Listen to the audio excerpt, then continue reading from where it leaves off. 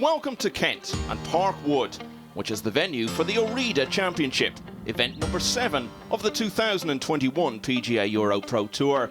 Gianmarco Petrozzi was the winner in week 1 at Harleyford, followed by Scot Conor O'Neill at Donington Grove. It was John Parry's week to come out on top at Cumberwell Park. Will Enifer enjoyed victory north of the border at Montrose Links. Joe Dean took top honours at Vale. And last week, an American triumph at Clevedon for Stephen Shepherd. Will Enifer was third in that event, which makes him the new leader of the race to Alcanada, having played in all 6 events so far. All of the first 4 positions are taken up by Englishmen, with the top 5 rounded out by O'Neill. So Kit, you went at Clevedon, you ditched us for the Open, but how was it? It was amazing. John Morgan and I got the call up.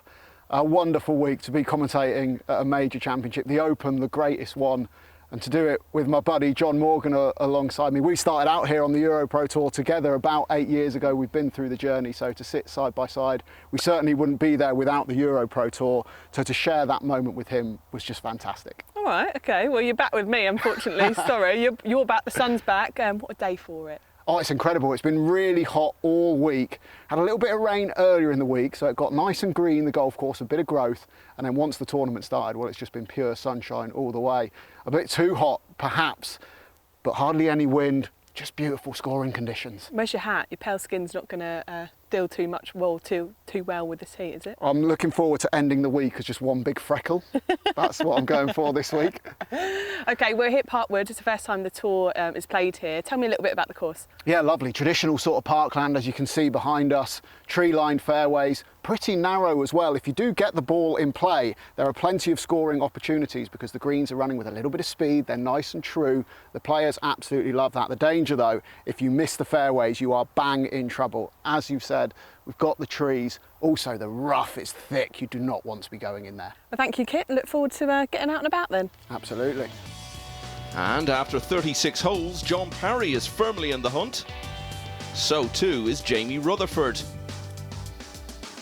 But it's Jack Ewell who leads them all. In fact, Ewell is 2 ahead, all built on a wonderful opening 64. Rutherford had the same score on day 1 and also consolidated well. They'll be joined in an all-English final group by Parry. And great to have alongside me a recent tournament winner, Scott Drummond. Congratulations on your triumph in the PGA West region. Thank you, Michael. Great to be back. Really looking forward to seeing the action today here at Parkwood. Let's take a look at this opening hole. Pretty generous, 371 yards. As you can see, generous fairway here. Tree lined on both sides if you are wayward. Does narrow down a little bit around the 300 mark off the tee. And then as you approach this pretty large green, 1 bunker off to the left. Not going to trouble the guys too much. Little grass hollow, short and right. There is a dry ditch here for those guys that can possibly boom it a seriously long way. So it's all the J's in our final 3-ball. Jack, John, and here's Jamie. Opening tee shot.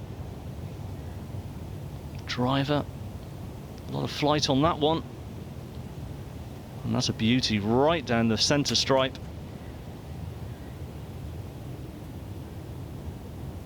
Now Ewell followed that opening 64 with 67 yesterday, in which he didn't have a single drop shot on the card. Yeah, some outstanding play. Could be a good old tussle at the top today. Scoring conditions are fabulous, and that is also a fantastic tee shot right down to the end of the fairway there. Just a short pitch in that will be from that location. Now let's go out to Kit on the first fairway. Fantastic tee shot from Ewell. He's got just 53 yards into that front pin position. It all slopes away from him. The key is, where's he going to land it to stop it?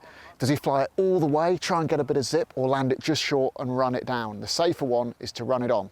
What's he going to do? We'll find out in a minute, but first let's go to number 2. Josh Hilliard parred the first, and he could make a really big early move here. Yeah, easy eagle attempt. Oh, can you believe that, Michael? That's the definition of heartbreaking. Full 360 there, all the way round. Still a great birdie. Now Parry found the trees off the opening tee, and this is where he's just been able to chip to. Yeah, not the opening tee shot he was looking for, but he's in a good spot here. Should be his bread and butter, up and down from these sort of yardages. And that's a very good attempt, just run on a little bit more than he would have liked. 69 for Rutherford yesterday to back up his 64. Another straightforward wedge shot here. Just got to pick your number, commit to it. That's a beauty. Very, very good. Just about 2 feet left there for birdie.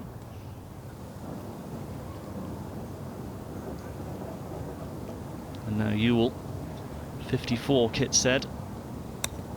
Just throwing it in, going to pitch it just short, chase it down the bank. Come on, needs a little bit more release. He'll be disappointed with that one.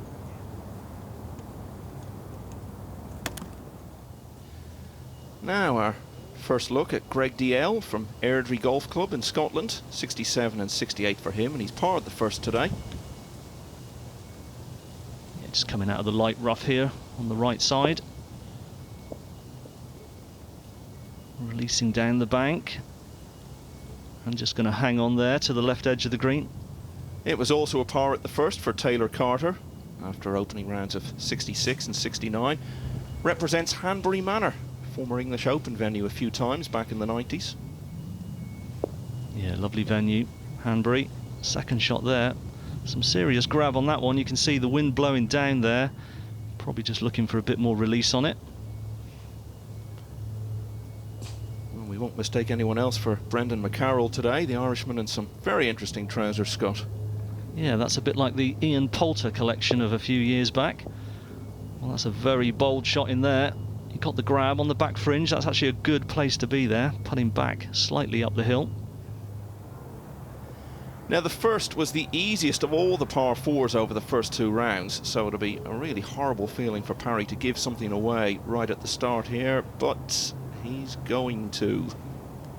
Yeah, that's hugely disappointing. These first two opening holes, tremendous birdie chances, and everyone looking for a fast start, so that is not what Parry wanted.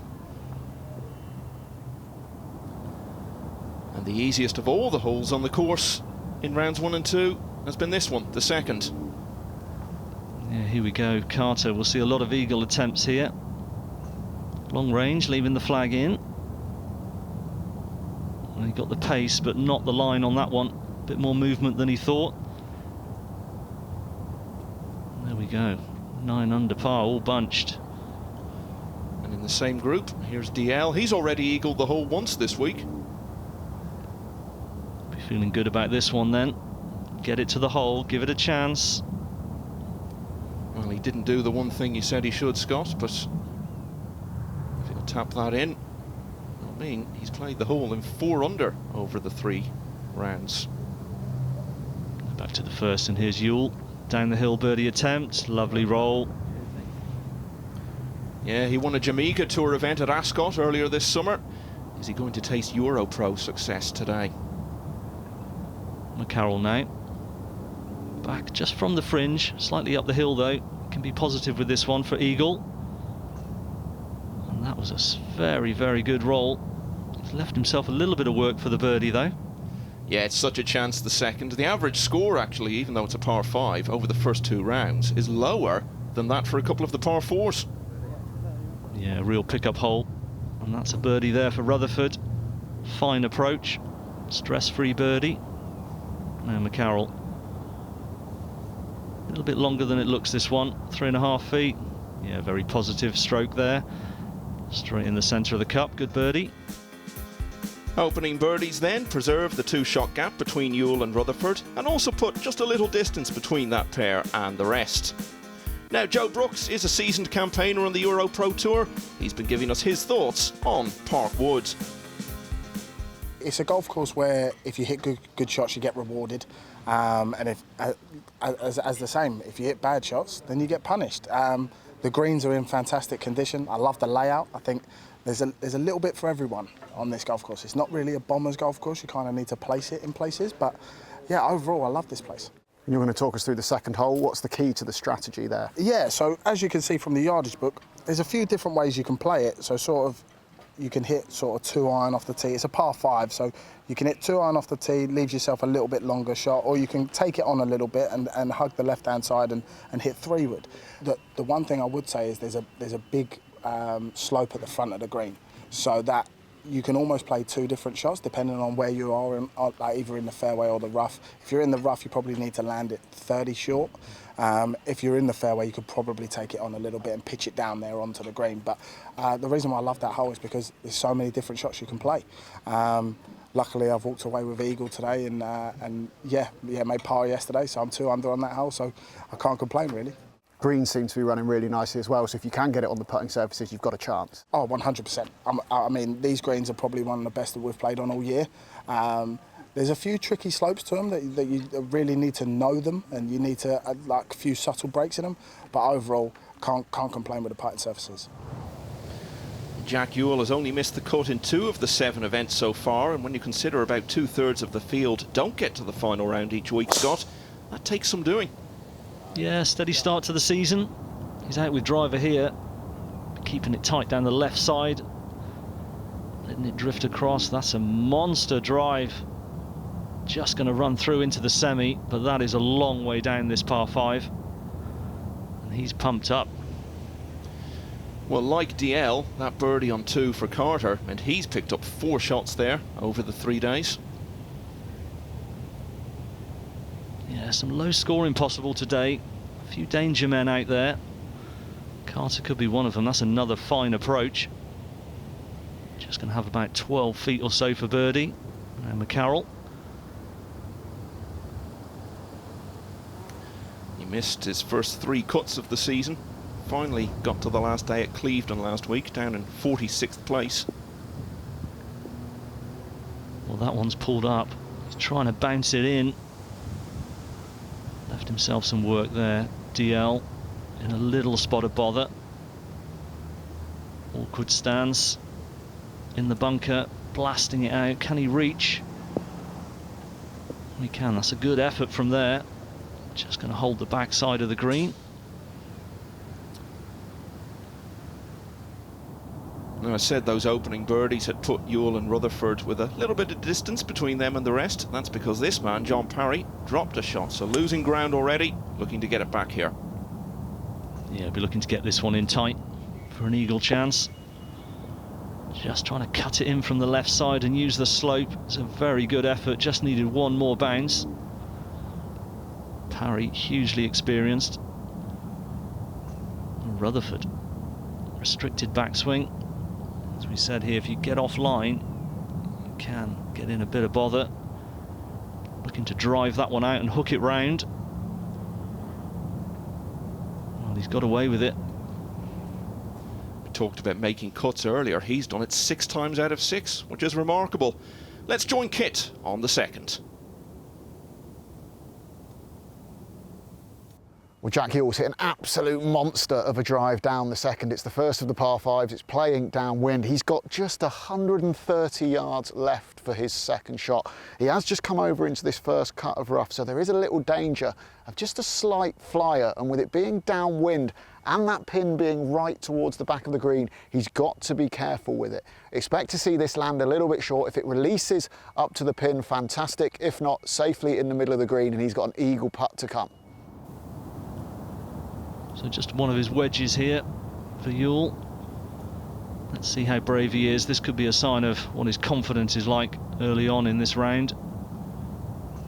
He's birdied the first. Monster drive. And that is a beautiful approach. Great eagle opportunity now. What a fast start this could be. Brendan McCarroll, 4 back. 3 times a runner-up on the EuroPro Tour over the years. He's been in the mix. That's a lovely little pitch, quite delicate there. Very good action, good control. Now, we saw Dong-Won Kim of South Korea finish 4th in the opening event at Harleyford, just 2 outside the playoff there. And he's going really well here today, looking to get up and down for a closing 65. And he's going to. Superb shot, superb round.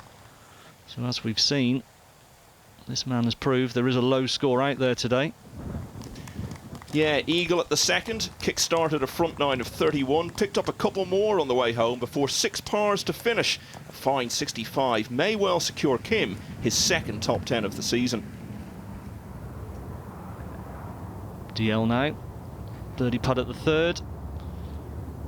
Right on the edge of the fringe here, down the slope. Could be quite speedy here once it gets to the hole. Looks to have judged that very well though.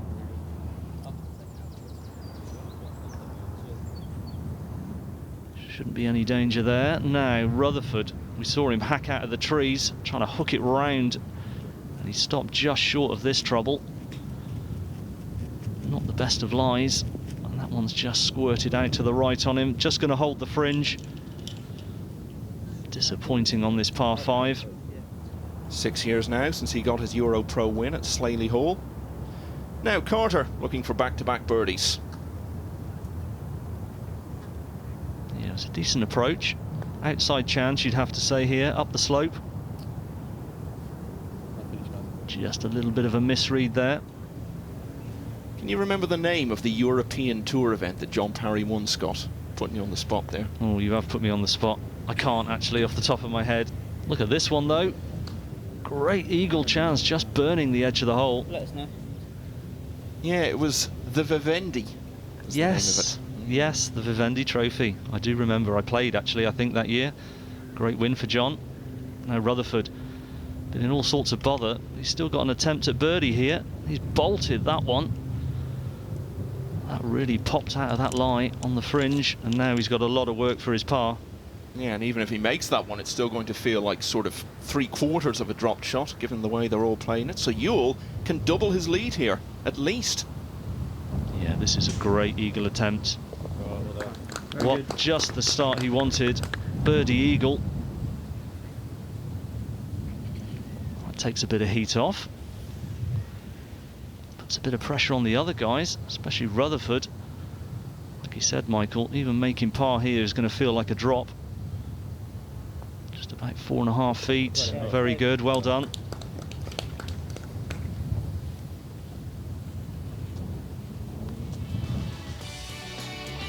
But Rutherford now 4 shots behind, and indeed the only player within 6 of Ewell.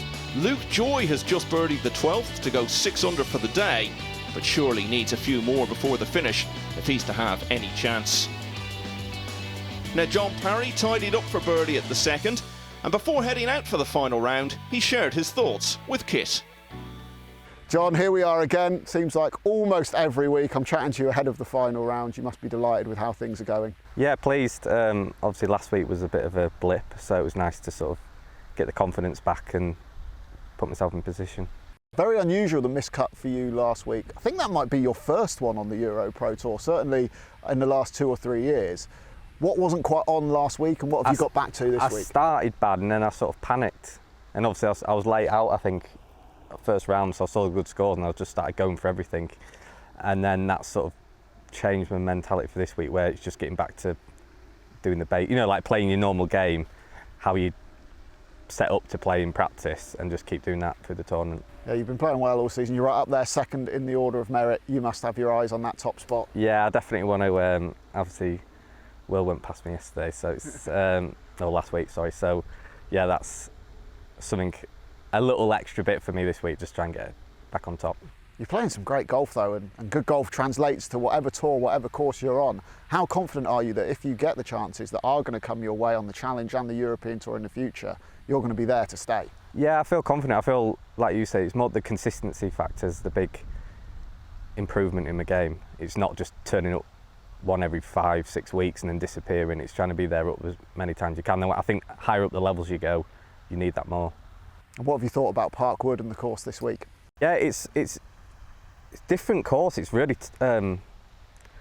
especially the front nine, really tight. Like if you miss the fairway, you're pretty much chipping out like sideways. Like you're doing well to chip out on some of them. So the greens sort of firm up in the afternoon yesterday, so I'm expecting the same. So it's really about hitting the fairways. In the final group, how much does it help to see what those other 2 guys are doing around you? Yeah, I was quite happy when I saw that obviously you could, if you're out the last group, you can sort of panic a little bit or be a bit too aggressive. You don't know what's going on behind, but at least you can, if you need to push in the last few holes, you can push because you know what's happening, or if somebody makes a mistake, you don't have to be as aggressive, so it does help. One win under your belt already. How far would a second win today go to getting you back where you want to be? Yeah, I know, like, obviously I've looked into everything. I know if I get a win, I'm pretty much 100% certain of getting my card for the Challenge Tour. So obviously that's like something in my mind, but when I go on the course, I'm not going to think about that. I'm just going to have to get down and see what everyone else does and play my own game and see where I stand. Jack Ewell is off to a flyer, 3 under for the first 2 holes. He's in command on the final day at Park Wood.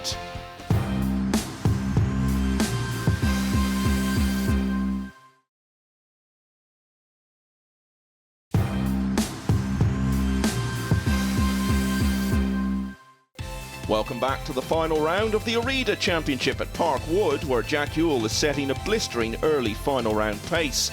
Now though, here's Gabriella with something different.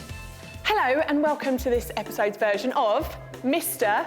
and Mrs. We have James here and Gabriella here. We've got a great name, Gabriella. It's my name too. Well done. So the way this game's going to work out is we've got some paddles here. I'm going to ask a question and you both have to decide who that person is best suited to that question, okay? You both ready? Ready. Feeling nervous? You're looking quiet both there. I am heartbeats. Okay, yeah, okay. Well, the first thing I should add is this is Mr. and Mrs. You two aren't quite married yet, but you never know, at the end of the game, something good. Might have a little ring in your pocket, who knows? Please don't. Now we are nervous. Right, here we go. First question. Who is the best cook? One. That is not You've played this game before, haven't you? No. What's your dish of choice then? Oh, Do some good chicken dishes and stuff. I can only make bolognese, so Okay, you're out the picture. yeah, for this his one then. one man bang. Okay. at least you can't do anything. Who tells the most funny jokes or stories? Oh, controversial. Okay, we'll go with you first. Tell me a joke. It's PG. That's all right. It's a PG, it's a family show. No, but the joke I know isn't PG. Oh, right. That's okay. We'll cut it out if it's bad. Okay, what's the difference between I've never heard that before. It's a bit random one here. Who eats the most eggs? Get that protein dose in, yeah? A lot of eggs? I'm a bit I don't funny really with like eggs. Oh, do you're you? funny? Yeah, I'm a bit funny with eggs as well. Maybe it's a Gabriella thing. Who spends the most time in the bathroom because of the eggs? Oh yeah, it depends. Yeah, for what way? Beauty or... Oh yeah, which one? Yeah. Because you love to, sit and watch a bit of YouTube. I do actually, What yeah. do men like doing that in the bathroom? They just sit and you can hear like going on a commentary. know. I don't know, it's just quiet time, isn't it? Yeah, all right. Well, that's the end of Mr. and Mrs. No winner. However, you're both winners in keeping the relationship going, so well done. Thank you. Well done, guys. Thank you. Yeah, well done. Yeah, thanks to both of them for taking part and being such good sports and all that. Now this is where we left it. Jack Ewell with that birdie eagle start, now 4 clear of Jamie Rutherford. Luke Joy looking to post a target. He's in the big group at 10 under. And Scott is going to talk us through the 3rd hole here at Park Wood. Here we go, 384-yard par 4. Bunker off the tee's not really going to feature. Gets very narrow here. A lot of guys probably just playing an iron down. You've got to be brave to take the wood or the driver and beast it all the way up here, where it does get a bit wider. And as we look at the approach here, no bunkers, a couple of grass bunkers, runoffs on the side of the green. But all in all, a pretty straightforward par 4. So Rutherford looking to atone for only making par at the giveaway 2nd. Just coming out of the semi-rough on the left side here. Good angle. He will be looking to get this one close. And he's done a great job of that. Very unlucky, actually, not to release a little bit closer. Here we see the swing. Full commitment. Now, this is where our leader has driven it to on the same hole. Yeah, perfect position here for Ewell. Just throwing it in. Bit of control. Just burning the hole as well. Taking the driver off the tee, left himself the much easier approach. Now, Kit and Gabby have been having a look back on what we've seen over the first few months of the season. So Kit, thought we'd have a little catch up. We're roughly at the halfway point of the season. How good's the standard been so far? Great standard this year. We've seen plenty of course records, really low winning scores as well. The standard's got better every year on the EuroPro Tour that I've been involved, and of course because we missed out on 2020, you've got an extra sort of generation of players turning pro coming through, some really talented Walker Cuppers coming onto the tour. So I've been really impressed. It just keeps getting stronger. Okay, any individuals particularly in mind? John Parry, for me, he's an experienced guy. He won on the European Tour earlier in his career. He's got the game to get back there, undoubtedly. He's been super consistent this season, and he got the win under his belt. And topping the order of merit, Will Enifer, really good young player. He looked like he was going to be getting the wins and 2020 would be his year. We missed it, but he's come out firing, top of the order of merit, consistent, good quality, great player. Okay, and your standout victory so far? It's got to be Conor O'Neill. The story around it, just incredible. Of course, he sadly lost his father and his uncle to suicide during the pandemic. For him to come back, to still be playing golf, let alone to go out and get that win, his first on the EuroPro Tour, I think the impact of that, what that's done for him and his family, just putting a bit of a smile on their faces, that means so much more than just golf. We'll never see a more important win than that ever, I don't think. Yeah, hugely emotional for all involved with that one. Now Ewell just tapping in 12 inches here for birdie. What a start, Michael. Yeah, I mean, getting his first EuroPro win would be a very big deal, so the final holes could be a bit of a challenge, but the way things are going, he could have such a good lead that would make things a lot more comfortable for him. And Rutherford now needs to do something here to hang on to Ewell's coattails. He does indeed. There's a good chance. It's a positive stroke. Come on, hold your line. Yes, just crept in the front door. Well done. Like you say, Michael, just trying to keep in the drag of Ewell, who is flying at the start of this round. Different story though for John Parry. He's struggling to keep up with them and really needs this. I mentioned his European Tour win. He's also been a winner on the Challenge Tour, and of course twice here on the EuroPro, most recently by 3 shots at Cumberwell Park just a few weeks ago.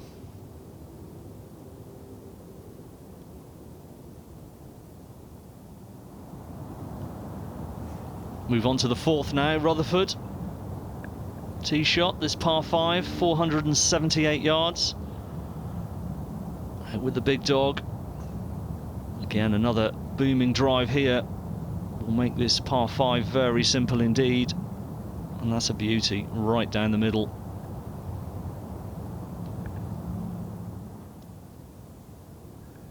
Take a look at the action here. Quite a tall guy, upright. Really drives through it. Now this is Austin Bautista. He's an Australian player. He birdied the first and the second today, all pars since then. 250 yards this par 3. Absolute beast of a par 3. So we're down the right of the 4th hole. It's a par 5, but Jack Hill's found a little bit of trouble. You can see his ball underneath this conifer here. Chances are he's not going to be able to play that. I've sort of tried to get in there and you can't get close enough. So it looks like he might have to take an unplayable. That means coming straight back on a line with the pin, which is somewhere in that sort of direction, or he's got 2 club lengths. He should be able to get enough that he can advance it a little bit further down there, but certainly now can't go for this in what will ultimately be his 3rd shot. Yeah, test of his nerve now. He's actually opting, by the look of it, not to take the drop. He's going to try and hack it backwards. Maybe just find it into a clear spot, back on the fairway. He can still get it on the green for 3. It is a par 5. Carter has parred the 4th since we last saw him. Yeah, another one out of position though. You can see, as the guy said earlier, you are just hacking it back to the fairway. DL has also played the 4th since our last look at this penultimate group, but he birdied it. Good position here at the 5th. Simple wedge in. Right down the flag. 8 or 9 feet for birdie left there. Now we saw him hack out from under the tree. Approach shot now to the par 5. to have leaked it a little bit right. High right shoulder. And that looks like it's in the front trap. Yeah, it's all been plain sailing so far for him. These are the first difficulties of this final round, which is such a big day for him in his career. Yeah, he's extended that lead early on. Just got to keep his concentration. Obviously playing well and swinging well. Jamie Rutherford has been loving these couple of early par fives this week. He eagled this hole yesterday. Great position here. Not liking this one so much. Just dragged it left. Yeah, a little bit short and left there. Straightforward pitch, but not happy, as you can see. Carter birdied this hole in both of the first two rounds, but highly unlikely to birdie it today. Yeah, hacked out, controlled wedge in here, eyeing it down. Yeah, fantastic approach, chance to save par. You can see here, just that three-quarter controlled swing, working on it, back and through almost the same length. Now, Yule, fourth shot, par 5 in the sand. Test of his nerve again. And a little bit shy with that one. A lot of work to do to save par now. From the other side of the green, Rutherford. Little chip and run here, actually for eagle. Great try. Just about 2 feet left for his birdie there. Good work once again. Back to Bautista, the Australian. His only previous event on the EuroPro this year was last week at Clevedon, and he did well, finished 15th. Delicate little lob required here onto that downslope. And actually done pretty well from there. As we said, it is a very, very tough par 3, this one. Now with Rutherford looking like making birdie, this is a big moment for Yule. This could be to avoid a 2-shot swing. Yeah, big putt, momentum. Well, he gave that a great roll, very positive.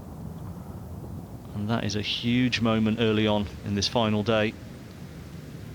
Yeah, walking on water at the moment, and with Yule going so well, the others in pursuit have got to capitalise on just about every opportunity. That's the case for DL here.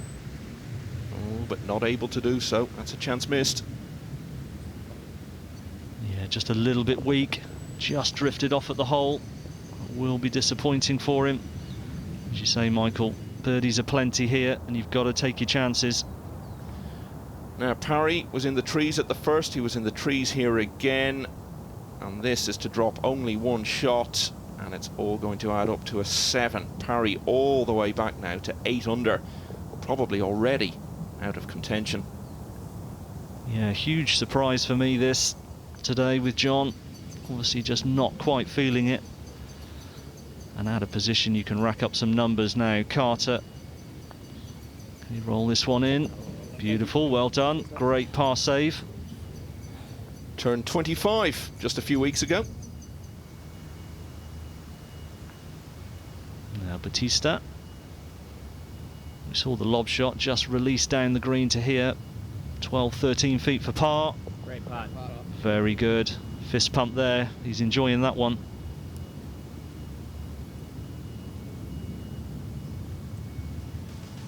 So Rutherford did tap in for birdie, and so has trimmed Yule's lead slightly, albeit that he's still further behind than he started the day. Connor White of Bridgenorth Golf Club putting in a big finish, but like Joy, probably too far back to win. Now the ORIDA group, as we've been saying, are our sponsors here this week. The top man there is Kyung Jae Ri. We've been hearing from him. I think besides the technical stuff and the hard work, the two main things that made it all very possible is, first of all, the investment and support the company's been able to give the club. But I suppose the second thing is the team. I have a fabulous team, a united team that's dedicated and committed to the club. And they have faith in the product, and it's great that they share the same goal as myself and in each other. The early holes are yielding plenty to these front runners. It's Jamie Rutherford chasing down Jack Ewell in the ORIDA Championship.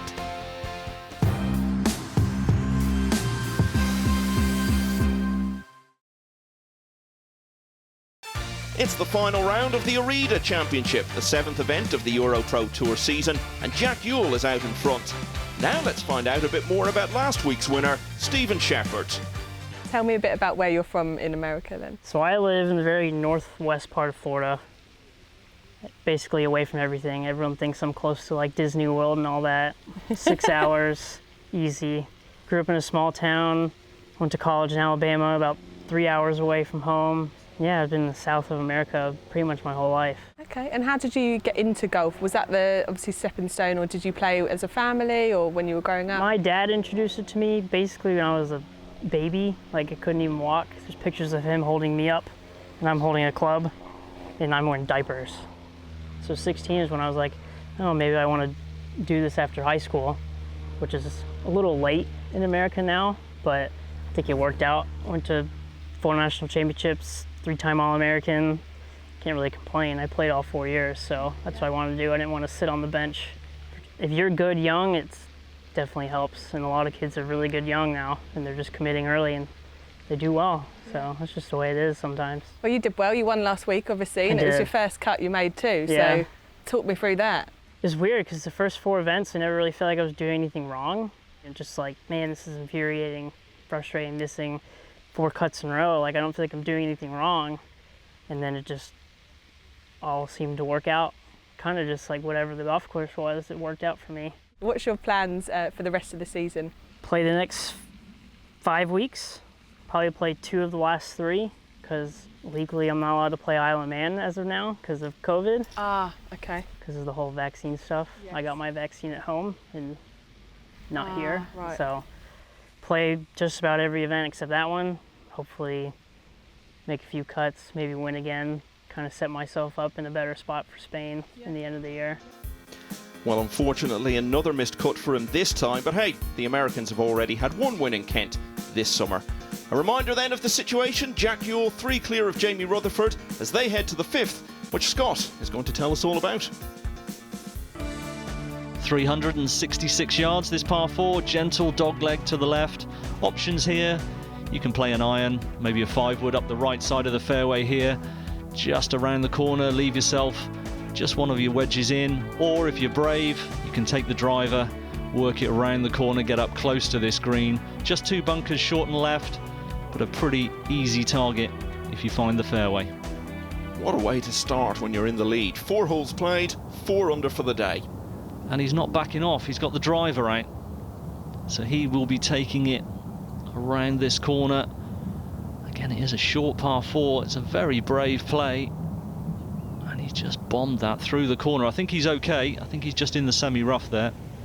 6 was the hardest of the short holes over the first 2 days. Yeah, not surprising. 250 yards, so it's a very long iron for most players. Carter, straight down the pipe. Look at this one. Beautiful shot in there. Nothing to hold it, but that's a great position to finish. Take a look at the action. Very compact, up and down the line. Not a lot of moving parts. I like that swing.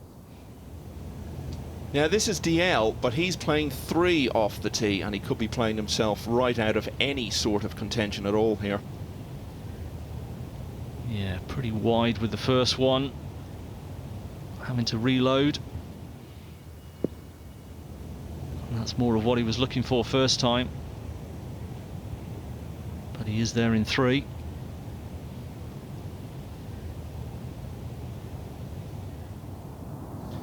Now Rutherford, as we were saying, did make his birdie at the 4th. It means he's played the first 4 holes over the course of the 3 days in 11 under for 12 holes of golf, Scott. That's remarkable. Yeah, he's taken full advantage. Just coming up a little shy. He won't be happy with that one. He was in a great spot. As you say, Michael, he's played some great golf, not only today or this week, but also this season. Very, very consistent. Now DL, 3 off the tee. This for the bogey 4. Down the slope, little left to right. Looks to have judged it pretty well. But unfortunately that is going to be a double bogey 5 and drop him back. Yeah, surely can't have any hope of winning now. It's all about playing for placings from this point on. Let's go to Kit at 5. This isn't a golf course you would normally hit a lot of drivers and 3-woods on, unless of course you're Jack Ewell and you're leading this tournament and taking it by the scruff of the neck. Wonderful start. He's gone long down this hole as well, and look, just 53 yards to the pin. Yes, he's over here in the first cut of rough, but that is an absolute peach of a lie. He can work a little lob wedge in there, land it just right and short of the pin, let it hop forward a couple, and hopefully end up very close to the pin, as he's done for much of this round so far. Yeah, he's sticking to his game plan. He's not backing down because he's made a few birdies and an eagle early doors. He's keeping the foot to the metal. 53, as Kit said, from the semi. Just a little on the low side. It's just run away, but still 9 or 10 feet for yet another birdie. Fantastic stuff from Ewell. Carter's not been short of birdies today. This would be his 3rd in the first 6 if he could get it from just off the green. Yeah, it was a fine approach on the long par 3. Up the hill, it just bobbled on him a little bit there. Took some pace off it. Looks like he had it on line. Now Rutherford. Disappointing wedge shot in here. Quite a lot of swing from right to left on this one. Hasn't set it high enough. A little bit shorter pace as well. Work to do for the par now. Yeah, and even if he gets it, Ewell has a chance here to immediately restore his 4-shot lead. Yeah, it's been a dream start. He's done all the right things. And he's rolled another one in. Superb, Michael. Yeah, already 2 ahead overnight. Ewell has played the best of the front runners so far today and doubled his lead over Rutherford, who did get his par there. Luke Joy's charge halted though by his first drop shot of the day on 15. Ewell at the 6th. As we keep saying, lengthy par 3, 250. Sounds like he went with a fairway metal there, maybe a hybrid. High ball flight just left of the green, good for distance. That'll be a fairly straightforward little chip and run down the green there. Jack, that's the absolute dream start to a round of golf, isn't it? Yeah, I've hit some good golf shots, hit a few close, which is quite nice, hold a few putts. Yeah, enjoying it. Yeah, you seem to have everything working pretty well. Obviously, you're being aggressive and getting it in play off the tee for the most part. The putter's working well, you're hitting it close. How much confidence have you got right now? This is my normal game, so it feels quite normal to me at the moment, which is quite nice. It's just nice to have to now just to keep everything in play and just keep going. So. And how are the conditions out here? Just a touch of breeze, but it's a nice temperature as well, isn't it? It's like a club wind. Yeah, it's been a scorch the last 2 days. It's actually quite nice to have a bit of breeze to cool me down. That's an amazing start. Keep Cheers. it going. Thank you. Cheers. Yeah, it's all a bit reminiscent of Ian Bakerfinch 30 years ago this summer. In the lead, going into the final round of the Open. Chance to win his first major. Went out in 29. Never looked back. Yeah, that was a flyer. That's a delicate shot down there. He's played it well. You can see it was just nestling down a little bit. Had to just play it with soft hands. Just about 6 feet left for the par. Well, I can tell you, he's actually missed that. So it's a bogey for him. His only previous drop shot was at the 15th in the first round. Wow. Well, it'll be interesting to see his reaction as we go to Rutherford here on 7. 393-yard par 4. Yeah, he parred 6, so once again he's back to 3 behind and still 2/3 of the round to go to make that up. Ewell again with the driver. Obviously confident. He's hit some good ones early doors, as we know. And he looks to have launched that one as well. No holding back on it. A little bit up the right side.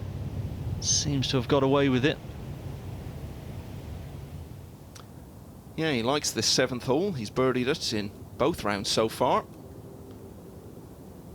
Now we're going to take a look at the 8th hole. Tell us all about this one, Scott. 183 yard, par 3. Beautiful looking hole this, across the water, obviously not in play for these guys. And not too much danger around the green, it's just picking your club and committing to that yardage. There is a bunker right and a bunker left that can catch you out. If you're a little bit long, you might stick on that bank at the back, which is not where you'd want to be. But all in all, a pretty straightforward par 3 for these guys, super talented. Including this young man. First time we've seen him on the 2021 PGA EuroPro Tour. Making the most of it though. That's a fine shot in there. Go on, just keep rolling back. That will be a slick putt. But a beautiful approach shot. We saw DL making double bogey on 6. He has steadied it just a little with par on 7. Yeah, that was a bit of a hammer blow. What's he got here? Just to be a bit wayward with that one, or just a bit long.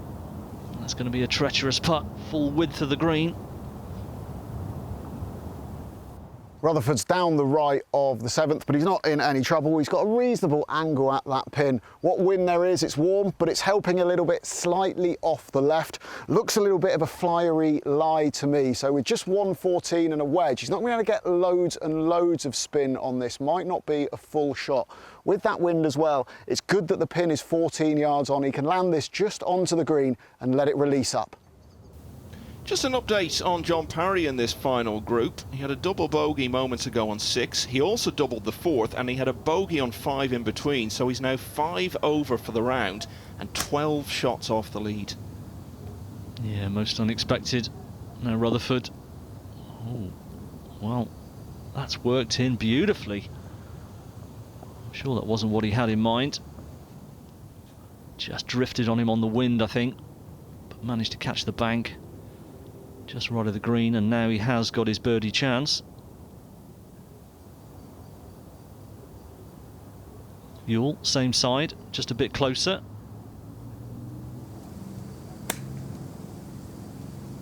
Sounded like a decent strike. Was coming out of the semi though. Just unable to get the spin, those greens drying out. And that one has chased on. Now DL, this is to get back in the red for the day, in theory. I think he'd be happy enough to take 2 from here. Yeah, full width of the green. Quick as it approaches the hole, and he's got a bit scared of that one. It looks awful, but he probably didn't need much more, and he would have been down within 6 feet. First time today we've seen Chris Croucher. He was out in 34. He's just bogeyed the 10th, but he's looking to get that one back straight away here on 11. And with a real curler, which just dies of exhaustion at the end, he does exactly that.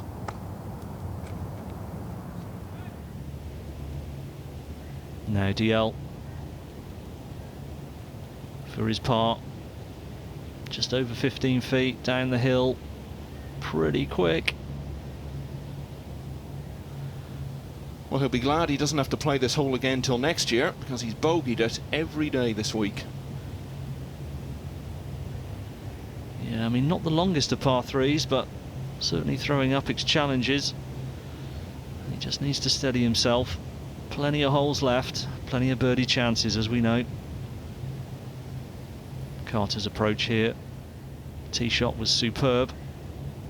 Just a little off the left side. And now you can see the disappointment. He knew it was there, just didn't start it where he wanted it.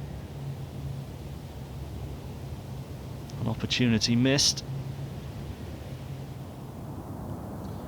We talked about DL and his dislike for the 8th. Well, Ewell, as I was saying, really likes the 7th. This is to make it a hat-trick of birdies on this hole. Well, it's just outrageous, Michael. He's just making putts across the greens. He's firing shots in close. It's all happening for him. It's so often the story, isn't it? The guy who wins on the last day is the guy who sinks putts from all over the place. So this is a bit of a must-make now for Rutherford. Yeah, indeed. Well done. Keeping up with our leader, or trying his best. Yeah, Ewell and Rutherford putting on quite a show here. The others look to be playing for third at this stage, and Carter leads that race at the moment. Connor White bogeyed 17, but par at the last makes it a 67 for him. Time now then to get some pre-final round thoughts from Jamie Rutherford. Been playing really consistent pretty much every week. Feel like my game's been pretty much the same week after week. So just keep trying to put myself in good positions and hopefully can finish one off and get over the line. No worse than the 16th place finish this year, a couple of 5th places as well. What is it you've been doing that's enabling you to play so well? I think just tee to green really, just playing consistent. I'm not off the tee, I've been pretty solid all season, just putting the ball in good positions, and then yeah, just keeping, limiting my mistakes. I don't think I've not been making too many bogeys. It's been sort of all down to really good tee to green play, and then the last couple of weeks I've actually felt like I've putted a little better than I did the few weeks before. Did some work, which has probably enabled me to shoot a couple of the lower scores, which is always nice. What's the key to playing well around this course? It's the first time we've been here on the EuroPro Tour, so probably the first time you've been here as well, I would think. Yeah. I think you've got to get the ball in position off the tee. I think really you can see that there's quite a few tee shots with tight tree line fairways and then the rough, and then the greens have really firmed up as we've gone on. So even just rolling a couple yards into the rough can make a huge difference with trying to approach the greens and get the ball to stop. So I think the main focus is getting the ball into the fairway, and then you've got plenty of chances with some short irons and the par fives to get a ball as well. So for me, just putting the ball in the position off the tee, and then you can try and be aggressive into the greens. Yeah, you're 8 under for the par 5, so obviously every week that's an area that you target, but particularly here at Parkwood? Yeah, I think so. I think we've got, the first couple are pretty short, so you can, again, but yeah, my focus on all of them really has just been put the ball in position, and then from there I think, I've hit pretty short irons into the first couple of par 5s, so once you're in position, it almost feels like you're not playing a par 5. You can just hit a good approach shot and try and hold a putt. But yeah, I think that obviously always makes a difference every week. But yeah, just the key of putting the ball in position on all the holes, especially the par 5s. Playing alongside John Parry in that final group as well. You were both there together at Camberwell Park in not quite as nice weather. He got the trophy that day. How much are you wanting to get your hands on it today? Oh, for sure. Yeah, it'd be definitely nice to let one go back my way. But yeah, it's a little bit different. I remember, I actually mentioned it in the car driving up this morning that it's a little bit back in the last group, but it's a little bit of a different day. So yeah, just got to focus on myself and try and just play the best I can, and we'll see where that ends up. Ewell and Rutherford are having a real tussle. 3 shots in it at the moment, but still plenty more golf to be played when we come back.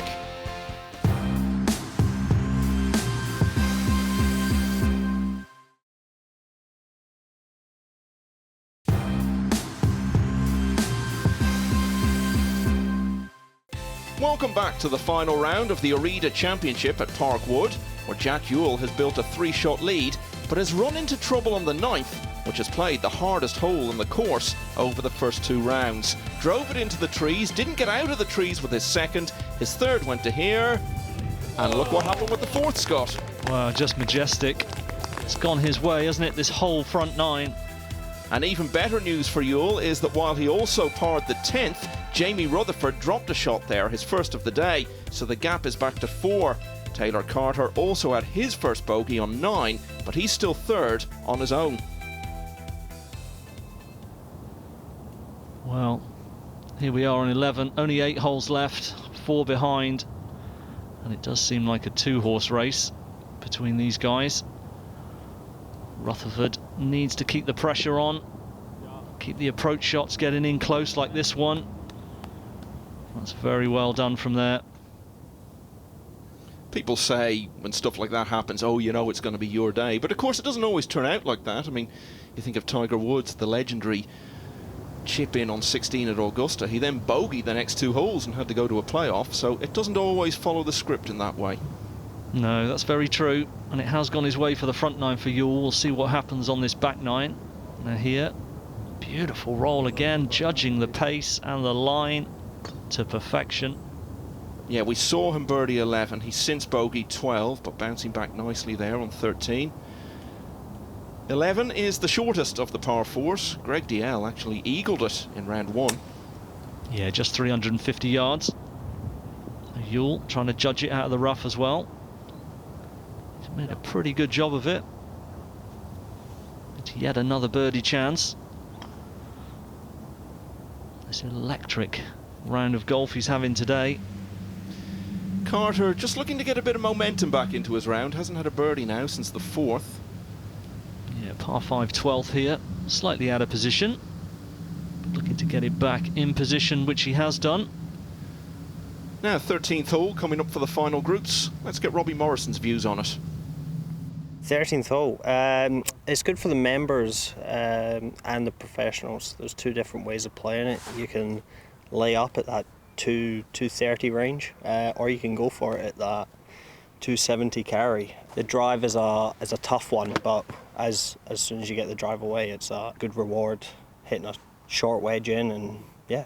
You know, the course is scoreable. We've seen that with some guys tearing it up, but then you've just got to play some of the holes correctly and take your par and run. Yeah.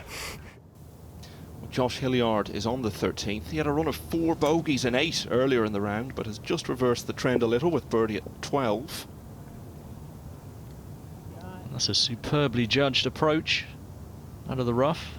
Obviously went with a driver or 3-wood off the tee, get it up close to the green. Another look at Croucher. Missed the cut in both the previous events he's played this season, so he's found something this week. He has, and you can see that tree in the background there, giving you a real feel for how this wind has picked up. A little bit heavy-handed with that one. And we saw Carter slightly out of position off the tee on this par 5. Got it back to here. Straightforward pitch. Got to get this one in tight. Needs to get on a little birdie train. Closing holes. No, he won't be happy with that one. Not easy coming onto that downslope, but he was expecting a bit more grab on that one.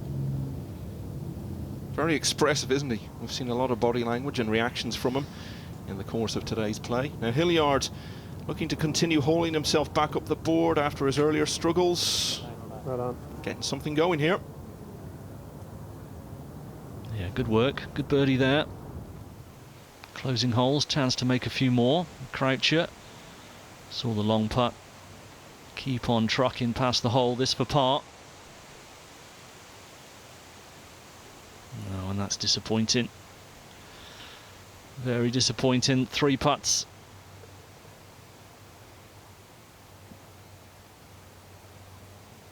Greens are beautiful surfaces, so guys more frustrated when you miss putts on these sort of surfaces. But Carter now, this for his birdie 4. Little right to left. Oh, just found the left edge. Breathe a sigh of relief with that one dropping in. Jack Yule then. This is to get to 19 under par. What a day he's having. Yeah, it's been remarkable. He's played some great golf. He's got away with a couple of things. Oh, that one just turns his nose up on the right lip. I think he thought he had it. He should get his par there, so Rutherford, chance to get back to 3 behind going into the last 7. Yeah, you've got to feel this is a must-make. And it is. Superb stuff from Rutherford. He's been so solid today. And this season. So the gap does indeed go down to 3 strokes, and with 7 holes still to play, this is by no means over yet. This is Rutherford's drive then on the 12th. Just to look back at it, I can tell you he has missed the fairway there, but he still took time to talk to Kit as he walked along the fairway. Jamie, 4 under par for your round so far today through 11 holes. How pleased are you with how things are going? Yeah, fairly pleased, yeah. I've put the ball in decent position really most of the way around, and the loose drive off of 10, but other than that, you've been in good positions and just trying to keep doing the same, really give myself birdie chances. First bogey of the day on 10, how important to bounce straight back with that birdie on 11? Yeah, it was nice. Yeah, it was good. Yeah, just to, it was a poor tee shot, so, you sort of expect. Tried to give myself a chance at par, which I did, but yeah, it's nice to bounce straight back with a birdie and then hopefully got a par 5 now. So Jack's having a really good day out here. How are you going to try and put some pressure on him over these closing stretch? Just going to keep trying to do what I'm doing, really. Keep the ball in front of me in the fairway and give myself birdie chances and hopefully make a few. And we'll see how that ends up, really. Great stuff. Lovely round you're putting together. Cheers, Jack. Thanks, Kip. Said earlier he's made the cut in all 6 events he's played so far this season. He's not been lower than 16th in anything yet. Remarkable consistency. Yeah, his game's been in a good place. He's trying to keep the pressure up. Going for this par 5 from the rough. Ooh, and that one. Wow. Those are pretty thick trees there. He's going to need a little bit of luck. You can see he was just coming out of the semi-rough. Perhaps just needed a big one to get there. Trying to hit a high draw. Just overcooked it slightly. It is narrow in places, as we've said around here. Now Carter, tee shot on 13. 382-yard par 4.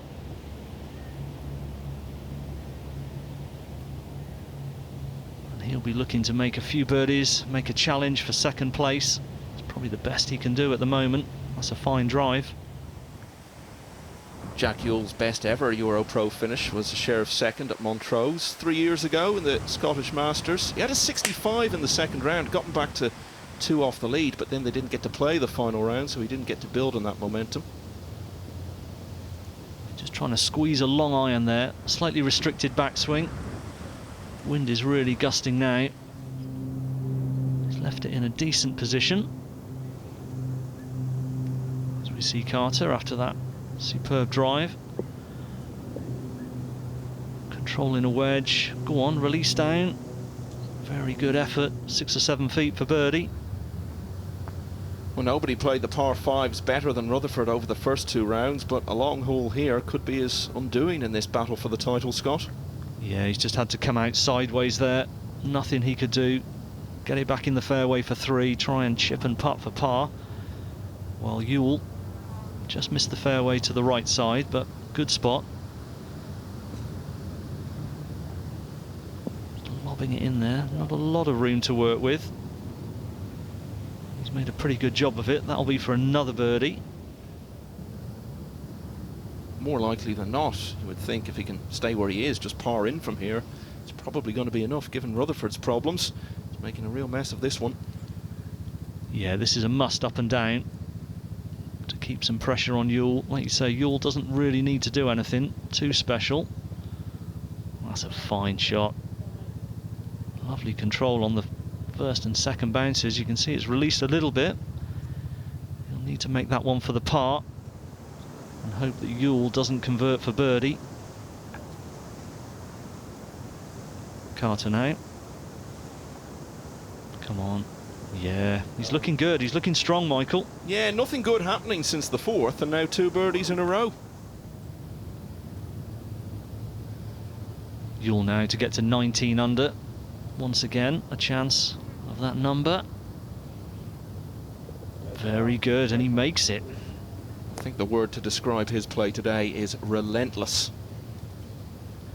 Yeah, very hard when you're up against someone who's playing so well and also getting a couple of breaks. But Rutherford, if he can make this par putt, he will keep himself in it. No, he was up and out of that one quickly. Didn't fancy it. And that is really disappointing for a man who has played the par 5 so well, as you said, Michael. Yeah, and with all that, Ewell moves a significant step closer to a breakthrough win. Greg DL, incidentally, not recovering any of his lost ground. He's back on 8 under, and Brendan McCarroll has also fallen well off the pace, a stroke further behind.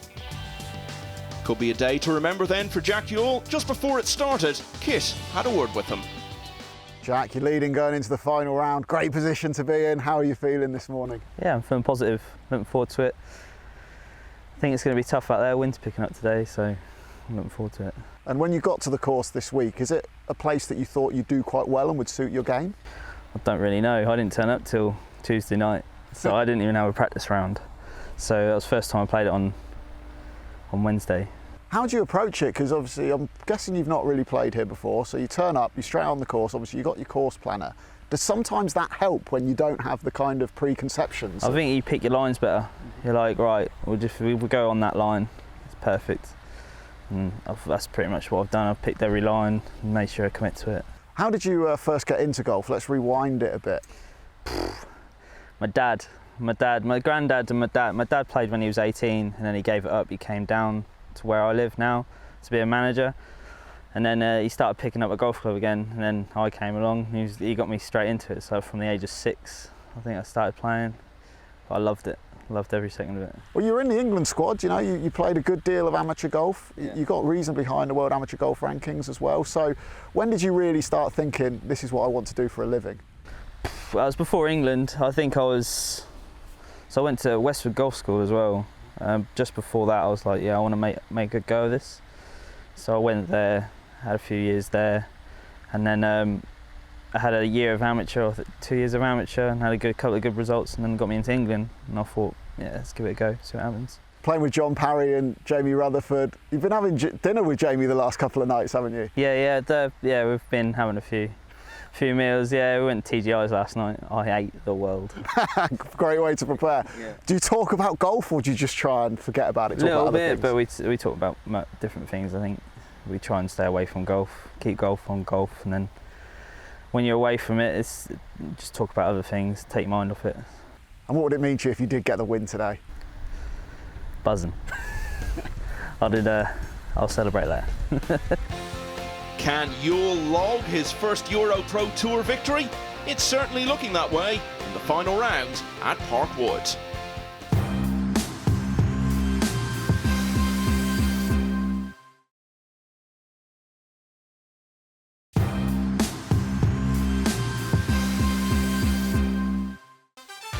Welcome back to the final round of the ORIDA Championship at Parkwood, where Jack Yule looks to be roaring to victory on the PGA EuroPro Tour.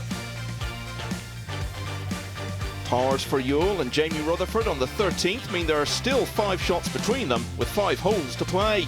Taylor Carter's birdie on 13 was followed by a par at the next hole, so he's still best of the rest. Here's 14, Scott. Yeah, the shortest of the par 3s, 177 yards, but actually has played above its par of 3 this week. As you can see, straightforward, water not in play, 1 bunker on the left. All about the pin position here. If they cut it close to the edge of the green, it will make it tricky. Guys have just got to get their yardage, get their club, and make full commitment. John Parry, who, as we say, has won on the European Tour. He's also had a 3rd at the Dunhill Links, and he was 5th in the Scottish Open that Phil Mickelson won the week before he won the Open Championship. And it's shots like that that built that kind of career for John Parry, Scott. Yeah, absolutely. Fine player, just had a tough day today. He'll be back, no doubt. He will be contending further tournaments this season. Now here's Carter, launching one away, looking for this strong finish, and that one is going to be very awkward. Tell you what though, Scott, he's only 2 behind Rutherford now, so he may have 2nd place in his thoughts. Jack Yule won't be thinking about 2nd though. No, he's got eyes on the prize. Carter will be eyeing up 2nd, like you say, but for Yule, he just needs to find greens and keep pressure on. Ooh, and that is extremely wide on this par 3. Could be an opening now for Rutherford. Not quite sure what happened there. That's pretty out of character. Like we say, short par 3. And he's in a spot of bother. Can Rutherford step in now? Last to play in the final group at the shortest hole on the course. Needs to find something here. Get it in close. Put some real pressure on. He's done it. That's a superb shot. It's just going to trickle away. But it's still a great birdie chance, with Yule in trouble. Yeah, no matter how far in front you are, there's still the business of getting the job done. Meanwhile, Carter has got a job of his own on here. Yeah, he's just got to get it back in play. 470-yard par 4. He's got to keep some momentum going though. He's got to get that up and down for par at worst. Ewell's got a healthy lead, but he's got his work cut out to save his par here on the par 3 14th. He's come long and right. He's very lucky he's pulled up just short of this really thick stuff. My cameraman right now, he's taken one for the team. There's all kinds of thistles and horrible things in there. But as you can see, the challenge, he's going to have to deal with this long grass on the way back. You can steepen your swing a fair bit, but I do think he's just going to hit this a little bit. It's all about control. If he can just bumble it up onto the front of that green, it will release out a little bit to the pin. He can afford a 4 here, but a 5 he will not want at all. Yeah, the position he's in with that 5-shot lead, he can make a couple of bogeys, but this is awkward. He needs to make a commitment on it. Well, that's an interesting move there. Didn't want to get the club snagged. Started from halfway back, and he's made a good fist of that. I think he'll be delighted with that. And Hilliard will be delighted with the way he's battling back after some real struggles earlier. Yeah, an eagle chance here, and a good one. Give it a roll. Go on then. Beautiful. He's clawed back 4 shots now in the last 5 holes. That could make a huge difference to his final result. Yeah, there's all to play for in the lower places. Strong finish, as we know, can boost you right up. Now Carter in trouble off the tee, hacked it out. Needs to find something here, doesn't like it. Yeah, he's just leaked it. Just maybe got a little bit scared of that pin being so close on the left side. Just as we were talking about him maybe pushing Rutherford for second, he's got big problems there. Ewell. Well, that was a very bold attempt. We said he can make a couple of bogeys, but he's putting himself under pressure now. He's got 6-7 feet there for bogey. Carter now up the hill for his par, giving it a good chance. Oh! He thought he had that. You can hear him, very expressive, as we've said all along.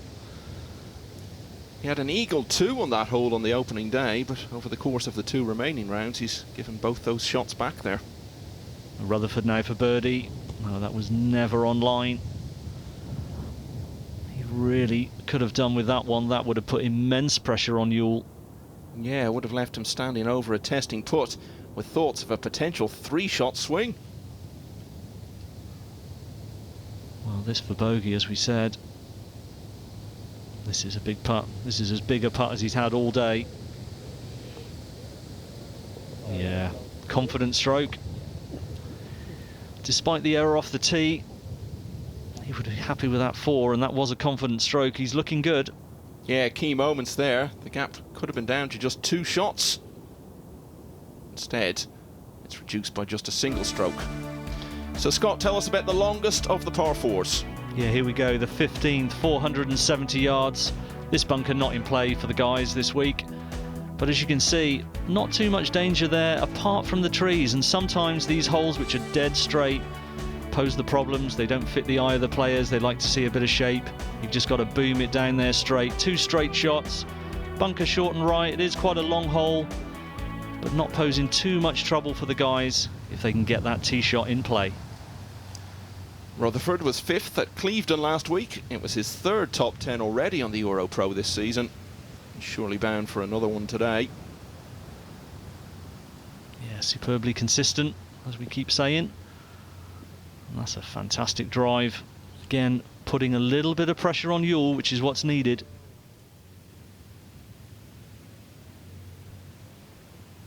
What can he do? Rutherford smoked one down there. That's always good to watch when you go after someone. But there is a bit of pressure on him. Let's see what he's got. Well, he's got lucky there, I think, Michael. Yeah, well, Kit is out there with them, so he can tell us more about what's facing him. Yule has just flirted with the trees down the right of the 15th, but he's just about okay. You can see the pin there, it's tucked way over on the left-hand side. He's got 155 yards to go.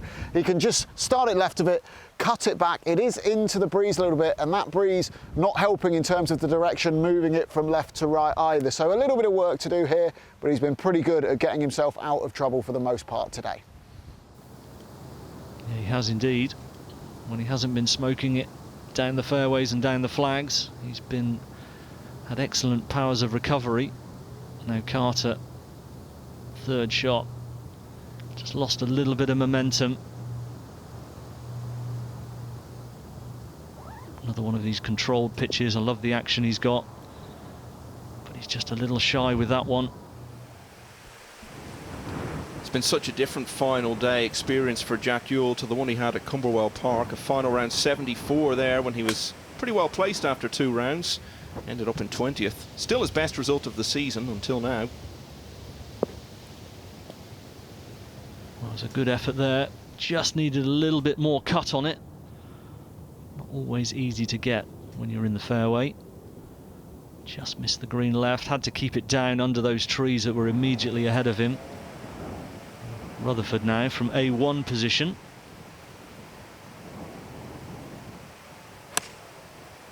Can he find another superb iron to keep that pressure up?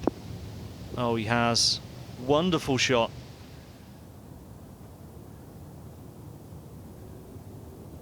He really has been a model of consistency. You have to think Carter probably needs maybe 2 birdies in the last 3 to have any chance of getting even a share of second place. He's got an opportunity with this one. Yeah, it's a must make, but he's again coming up shy. Perhaps just feeling it a little bit. Short with the approach, short with the putt. He'll be disappointed in himself with that. Now the leader, Yule leading by 4. Pretty straightforward little shot there. He has just run it by, and maybe the bit of pressure that Rutherford is putting on him is just starting to show. DL with a real look at eagle here on 16 as he looks to get a late recovery going. Oh, he would have fancied that one. That would have repaired a decent chunk of damage. It is a good birdie though. Yeah, and it does at least get him back to where he started the day at 9 under par.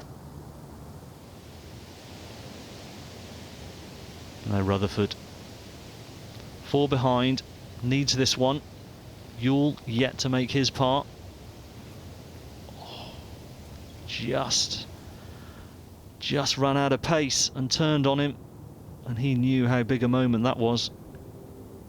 Yeah, the door's been open to him just a little, once or twice, but he's not been able to take advantage and put even more pressure on.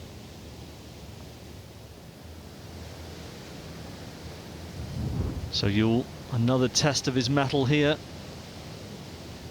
Just over 6 feet for par.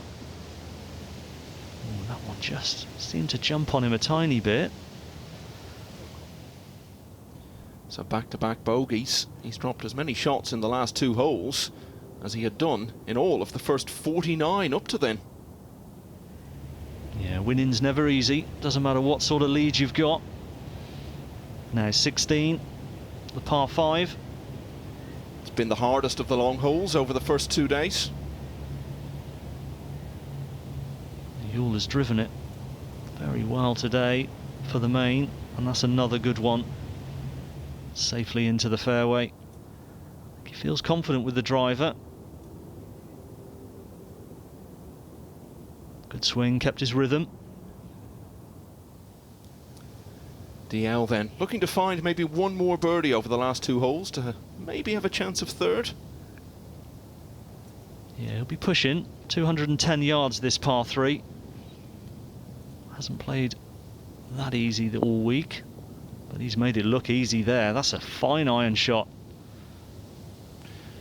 Taylor Carter actually made his Challenge Tour debut in the Czech Republic in early July, had 70 and 71 and agonisingly just missed out on the cut by a single stroke. Yeah, he's building his experiences. Well, that's a That's a good iron shot as well in there, 210 yards, like we said. Outside birdie chance. Ewell, as we've seen, has reached the 16th, the longest hole on the course. Here's what Rob Burleson makes of it. So 16, it's a long par 5, 5-6-1. You've probably got slightly more room left, I would say, on the tee shot. Your bailout is probably left. There's trees up the right. I was in the trees today on the right. And then the second shot, very much uphill. So if you get a good tee shot away, you're probably going to reach. But if you don't quite catch your second, it's probably going to be a layup. You'll probably see a lot of people laying up, I would say. Danger left all the way up the hole. Second shot, you can't miss left. It's OB left and trees. And it's also quite tight up the right as well. It's a very tough, if you're going for it, it's a very tough approach shot. So maybe you'll see if people hit it in the semi, you want to lay back to sort of 70, 80 yards. And then quite a slopey green, sloping sort of back to front. So yeah, it's a tough hole. It's going to be an exciting finish, I would say. And there's Dr. Ree with his kids out offering support to the guys, watching some fine golf today. As we see Ewell miss the green with his approach on this par 5.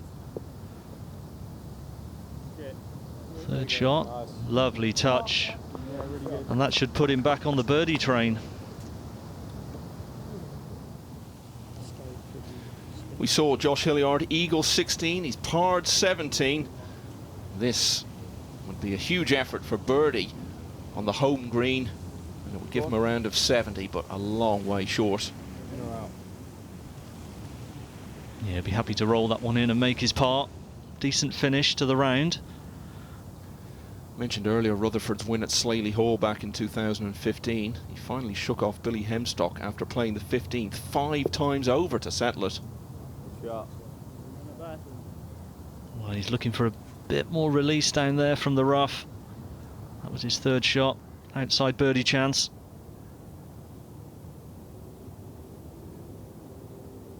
See his technique there. Very smooth. A lot of control on that ball.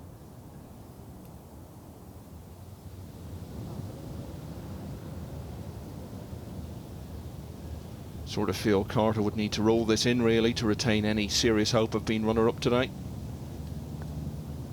Yeah, he needs a strong finish here. He needs this one, which he's left short again. A little bit tentative.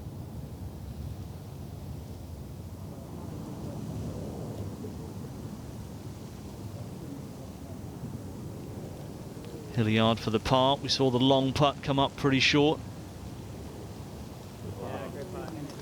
Yeah, 4 bogeys and 8 holes was a pretty miserable run, so all the more impressive that he was 4 under from there on in, including a wonderful eagle on the 16th, 71 in the end. Yeah, under par for the day. Never a bad day's work. Now Rutherford must make. We keep saying it, but it is. This for birdie. No, straight left. Off the blade, wasn't happy with that. Probably knowing his chance to win has gone. DL's best so far this season, 28th at Cumberwell Park. He's going to improve on that vastly today. Fine finish he's putting in here. Yeah, and a wonderful birdie too there. Fabulous approach. Rounded out with a superb putt. You'll now just about 2 feet here, get back to 18 under. Well done, birdie.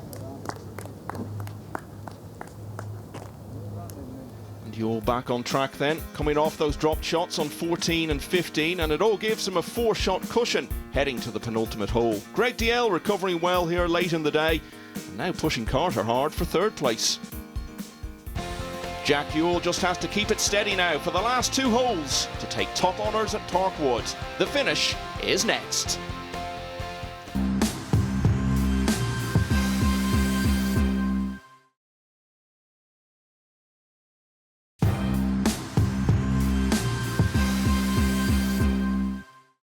Welcome back to the climax of the ORIDA Championship at Parkwood on the PGA EuroPro Tour, where it's looking like being Jack Ewell's day. Just 2 holes to go, and he's 4 clear of Jamie Rutherford. And remember Dongwon Kim's 65 much earlier in the day? Well, it now looks like earning him a 2nd top 5 placing on the EuroPro Tour this season.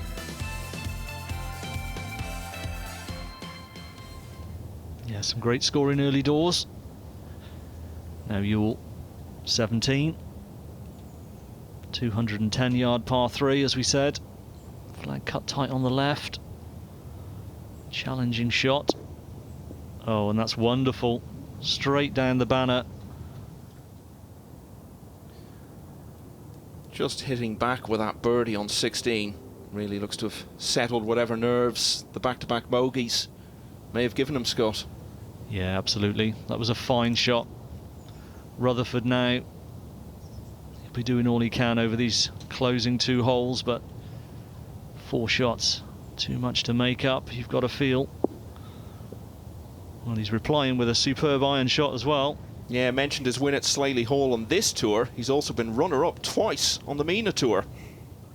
Very sociable golf from Ewell and Rutherford here on the 17th. Ewell has got about 12 feet and Rutherford, let's call it 11.5. Both of them, they're going to come about a cup from left to right, and the good thing for Rutherford is Ewell is going first, so he'll get a good look at what the line's going to do.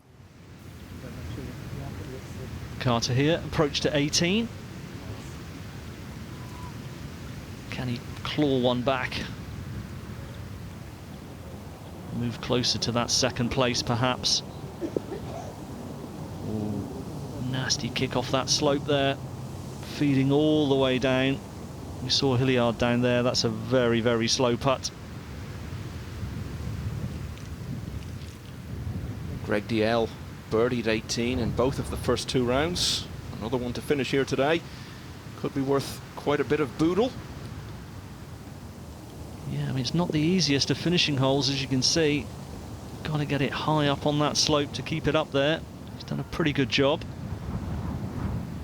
Outside chance of a closing birdie if he can make that one. And Ewell here can more or less guarantee a procession for himself up 18. Yeah, it'd be a nice walk if he can roll this one out. A few bobbles. Ooh. Just see it there.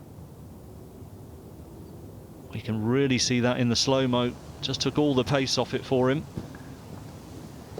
Now Carter can guarantee 3rd on his own here, but it's going to take the putt of a lifetime.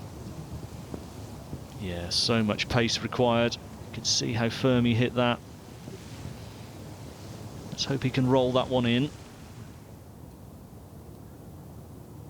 Good support, as we've said, from the club.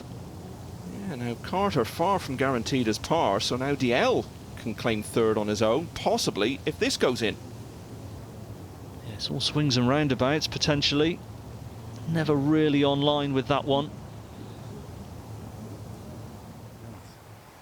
Disappointing. Now Rutherford would have seen Ewell's putt, although not learnt a lot from it, because as we said, it made a few bobbles. Positive stroke. Oh, just on the left side. You can see he thought he had it. So Carter with another chance to guarantee sole possession of 3rd place at the end. Yeah, big putt here. Oh, and that's disappointing way to finish. Really disappointing for Carter. Yeah, made a really good start today. Lost his way a bit, but then birdies on 12 and 13, only to drop 2 in the last 4. 71 though, and a really good first outing of the campaign. Now Liam Murray is going to talk us through the final hole. Tee shot. Tee shot's really tough. Fairway cambers to the left, and it's tough to pick up the wind in the trees. It's fairly firm and bouncy, so finding the fairway. If you get a fairway, you're going to have a look. The green slope's a bit as well. That can be tricky, but just finding a fairway. You're hitting a fairway, you're going to probably have a chance to make birdie. If you miss the fairway, you could be looking at 6. But you can hit driver. A lot of guys hitting driver, some guys hitting irons, so you can pretty much hit. It gets wider, so you feel like you want to hit driver, but then it's obviously harder to keep it straight with the driver. So it's only 2 iron and a gap wedge or wedge, so you got choices. Well, Ewell is out with the driver. He's driven it so well, obviously confident. 4-shot lead. And down for the tee pretty quickly. He likes that one. Yeah, I mean, even if Rutherford were to birdie the last, Ewell could still take 6 and he'd be the winner. Well, that is a superb drive on the fairway. He's not going to have long in from there.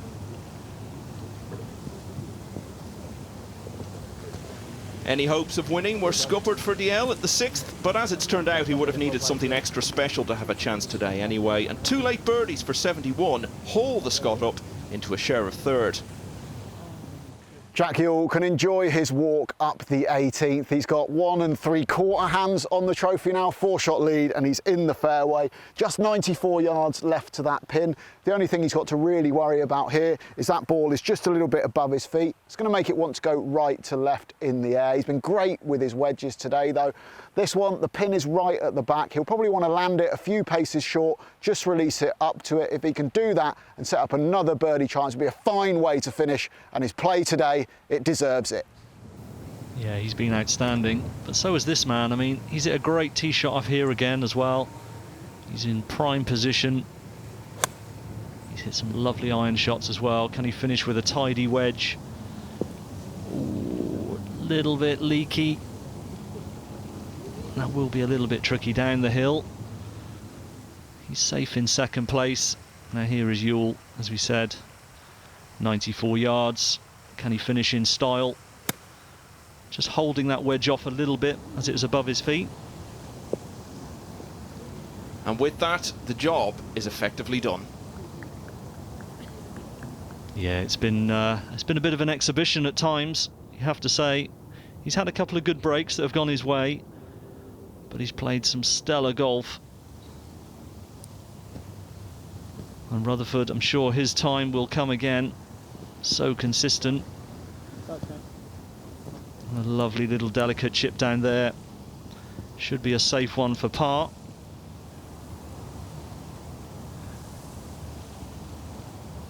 Bit of a gallery coming out to have a look. Is Ewell going to treat them by finishing in a real blaze of glory with this? It would be fitting. It's been exceptional golf today. No, just coming up shy. A little bit of work for the par. Won't want to finish with a sour taste, although the win is obviously amazing. Looking to roll this one in. Little right to left. Oh, slight anti-climax for the winner. But what a champion. It's been some day for him, Michael. You'll never forget your first. A big moment in Jack's career, out of the trap so quickly today. The rest had to do so much chasing after that. A few late wobbles, but in truth the job was done by then. 68 for Jack Ewell. He's the winner. And the last word goes to this man. Yeah, superb from Rutherford. Yeah, wasn't slow getting up and running himself today, but could never quite get close enough to really put the heat on Ewell. 6 straight pars to finish mean a 69, and 2nd is the best of Rutherford's 4 top 10s this season. So even with those late setbacks, Ewell had enough in the tank to win by 3. Rutherford very comfortably takes 2nd in the end, with Greg DL's late rally earning him joint 3rd alongside Taylor Carter. Jack, congratulations, you've won the ORIDA Championship. How do you feel? Yeah, I'm over the moon, really excited. Enjoyed it, great company, some really good golf as well, so I'm really chuffed. Yeah, that eagle birdie start, what's going through your mind at that point? Touch, absolute touch, yeah, that was a good start. I just played everything how I wanted to and hold a few putts, which was nice. You were super aggressive off of the tee today. Most people were seeing it as conservative off the tee, then aggressive. Not you. Has that been how you've played it all week? I hit driver everywhere. That's just me. That's what I do. It's either go for it or don't. So. And amongst all that great golf, you made a couple of really good saves in there as well on 4, and then the one out of the trees down the right-hand side when you chipped in. I mean, yeah. Houdini, right? Yeah. That was I had to apologise to playing partners because I bet that looked awful. But the good thing, I had a good chip. Good chip, sorted it. And coming into the back 9, you've always had a reasonably healthy cushion. Were you aware of that, watching the leaderboards? Yeah. There was at some point that I just went, oh, got a bit of a break here, and then I'd like switched off a little, and I shouldn't have. Should have just carried on. But managed to grab it at the last few holes and continue how I was playing. It was nice. You started this week 51st in the race to Alcanada. You'll now be up into the top 6 or 7. How does that sound? Yeah, sounds good. Yeah, I'm looking forward to the rest of the season. And does this give you a little bit more freedom for the rest of the season now to go and attack a bit? Yeah, I'd say so. To be fair, I'm not going to change how I play. That's just who I am. I'm just going to carry on. That's why I'm usually in bund or on fairways. That's how it is. So Jack is the ace in the pack at Park Wood. coasting home to become the 7th different winner on the EuroPro Tour from 7 events this season. And as a result, Yule shoots up to 4th in the race to Alcanada standings, knocking Conor O'Neill out of the all-important top 5 for now. Parry's final round 76 cost him the chance to move ahead of Enifer, who stays at number 1 despite missing the cut. The man from Kings Lynn is the king at Park Wood. Next stop, East Sussex National for the PDC Championship. Do join us for that.